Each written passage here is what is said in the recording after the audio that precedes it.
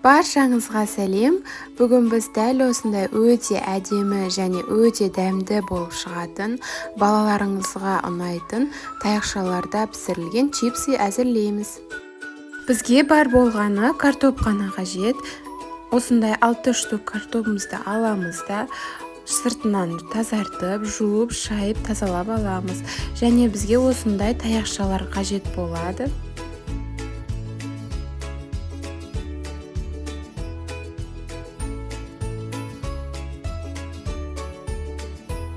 Картопымызды алып, осылай таяқшаларға айналдыра отыра кіргізіп аламыз.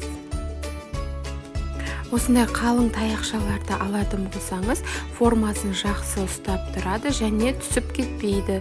Осылай картопымызды алып, пышақпен жақсылап айналдыра отыра спираль тәрізді кесіп аламыз.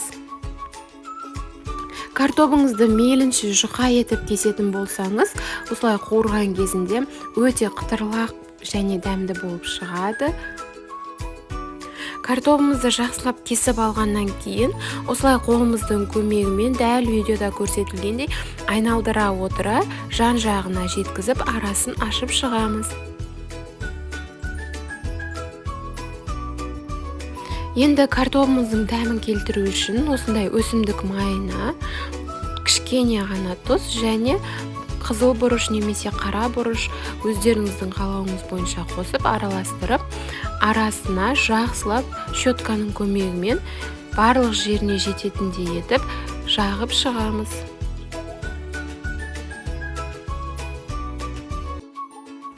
Қалған барлық картоптарымызды да дәл осылай жан-жағына жеткізе отыра жақсылап жағып шығамыз.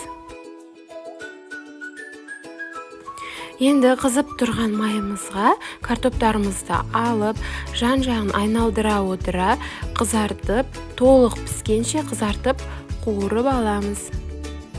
Немесе дәл осылай картоптарымызды алып, печкада пісіріп алсаңыздар да болады. Осымен біздің чипсымыз дайын болды. Егер де менің видеом ұнаған болса, каналыма жазып лайк басып, комментарий қалдырып кетіңіздер. Ас болсын!